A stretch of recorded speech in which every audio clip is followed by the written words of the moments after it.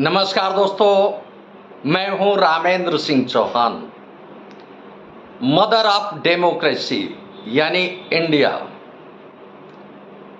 दुनिया का सबसे बड़ा, दुनिया का सबसे विशाल लोकतंत्र यानी भारत। जी हाँ, भारत दुनिया का सबसे बड़ा लोकतांत्रिक देश है जहां लोकतंत्र की तूती बोलती है। दुनिया में तो यही संदेश है, लेकिन हकीकत क्या है, यह एक अलग बात है। लोकतंत्र के चार बड़े और मुख्य खास स्तंभ होते हैं, यानी चार पिलर्स पर, यानी 4 पिलर्स पर हमारी डेमोक्रेसी यानी भारत की डेमोक्रेसी 4 पिलर्स पर कायम है। या 4 पिलर्स हैं या 4 स्तंभ हैं: न्यायपालिका, विधायिका, कार्यपालिका और पत्रकारिता यानी मीडिया का सेक्टर। यह चौथा स्तंभ है, 4th पिलर है ये। अब भारत में मीडिया को कितनी आज़ादी है यह सर्वविदित है। अभी हाल में G20 शिखर सम्मेलन भारत में हुआ, यानी दिल्ली में हुआ। इसमें दुनिया भर के कई देश आए। अमेरिका के राष्ट्रपति जो बाइडेन भी आए और जो बाइडेन ने भारत में प्रेस कॉन्फ्रेंस करना चाहा, लेकिन भारत में उनको इसकी इजाज़त नहीं मिली, इसकी अनुमति नहीं मिली। अमेरिकी राष्ट्रपति जो बाइडेन भारत से वियतनाम जाकर अपनी प्रेस कॉन्फ्रेंस करते हैं और बताते हैं कि भारत में प्रेस कॉन्फ्रेंस करने की आज़ादी नहीं मिली, अनुमति नहीं मिली, लिहाजा वियतनाम में आकर वह संबोधित कर रहे हैं मीडिया को। यह तो बात हो गई कि भारत में लोकतंत्र कैसा है, लोकतांत्रिक व्यवस्थाएं कैसी हैं और उनको बोलने की आज़ादी कहाँ तक हासिल है, यानी देश में बोलने की, खास तौर से मीडिया की आज़ादी कहाँ तक है, यह रूबरू हुआ, प्रत्यक्षदर्शी हुआ, दर्शित हुआ।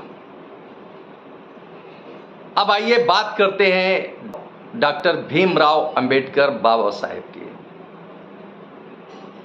डॉक्टर अंबेडकर सामाजिक समरसता, सामाजिक समानता की बात करते थे, भारत के संविधान निर्माता थे।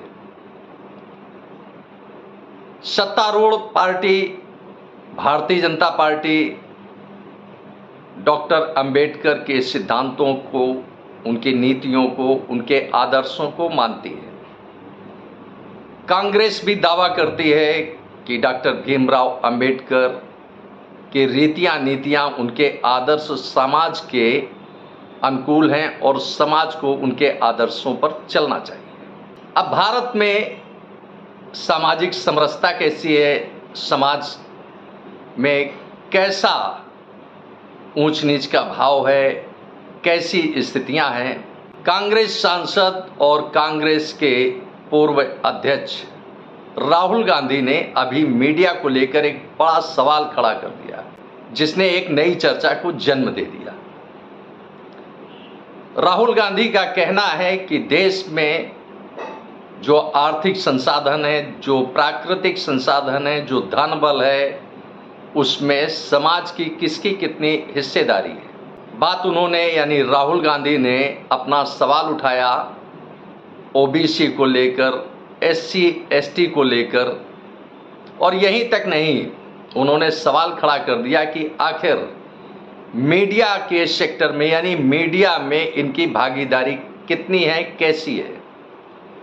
OBC SC ST मीडिया में कितना भागीदारी रखता है, इस पर एक सवाल खड़ा कर दिया। राहुल गांधी ने एक प्रेस कॉन्फ्रेंस की। प्रेस कॉन्फ्रेंस में उनके कक्ष में जो लोग मौजूद थे, यानी रिपोर्टर्स, संवाददाता, चाहे वह टीवी चैनल के हों या पोर्टल के हों या प्रिंट मीडिया के हों, उनके बीच एक बड़ा सवाल खड़ा कर दिया और पूछ लिया उसी कक्ष में, यानी प्रेस कॉन्फ्रेंस कक्ष में, प्रेस कॉन्फ्रेंस रूम में पूछ लिया कि आप बताइए कि इस रूम में ही कितने ओबीसी हैं, कितने दलित हैं, कितने आदिवासी हैं, यानी कितने ओबीसी, कितने एससी एसटी हैं। जाहिर सी बात है कि मीडिया में ओबीसी एससी एसटी की भूमिका यानी उनकी उपलब्धता नगण्य है, यानी शून्य के करीब है, बहुत कम संख्या है।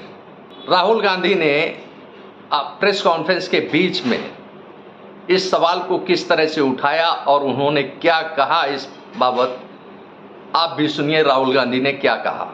इस देश में कितनी आबादी किसकी है, ओबीसी की कितनी है, दलितों की कितनी है, आदिवासियों की कितनी है, बाकी लोगों की कितनी है, पहला सवाल। दूसरा सवाल, देश का जो धन है, देश के जो एसेट्स हैं,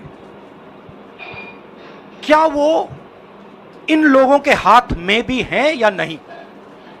देश के एसेट्स में ओबीसी की कितनी हिस्सेदारी है, दलितों की कितनी हिस्सेदारी है, आदिवासियों की कितनी हिस्सेदारी है?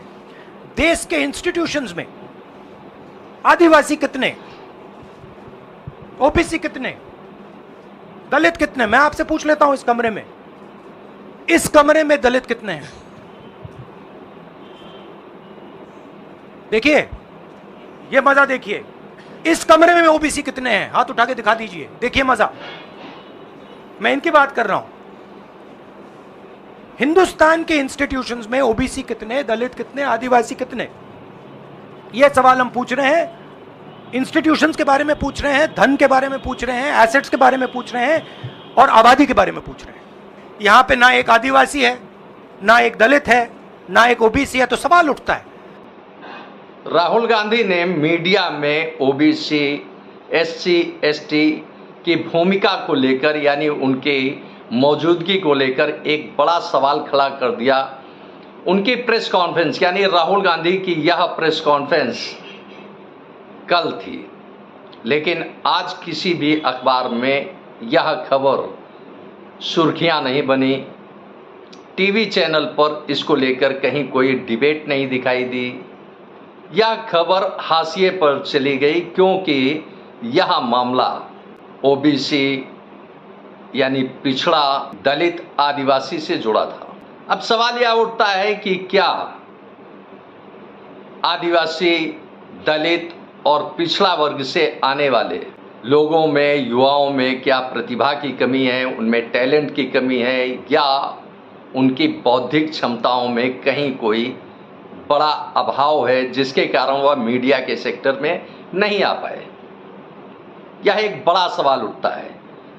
अगर उनमें बौद्धिक क्षमताएं हैं, प्रतिभा है, टैलेंट है, तो आखिर ऐसा कौन सा कारण रहा जिसकी वजह से मीडिया में उनकी संख्या, उनकी अपनी उपलब्धता शून्य की ओर है, यानी उनकी उपलब्धता मीडिया में नगण्य है।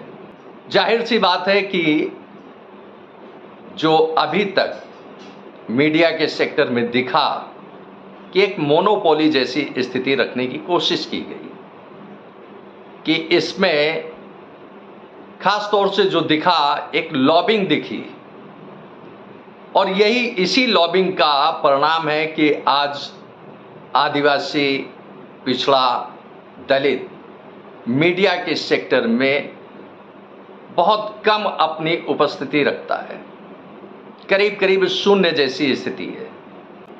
आपने इस वीडियो को देखा, आपको यह वीडियो कैसा लगा कमेंट बॉक्स में हमें अवश्य बताएं। वीडियो को शेयर करें। यदि आप हमारे चैनल पर नए हैं तो हमारे चैनल को सब्सक्राइब करें, जिससे हमारे आने वाले वीडियो, आने वाली नोटिफिकेशन आपको मिल सके। दोस्तों, वीडियो को लाइक करना ना भूलें। आप लाइक करते हैं तो हमारा प्रोत्साहन होता है, हमारा मोटिवेशन होता है।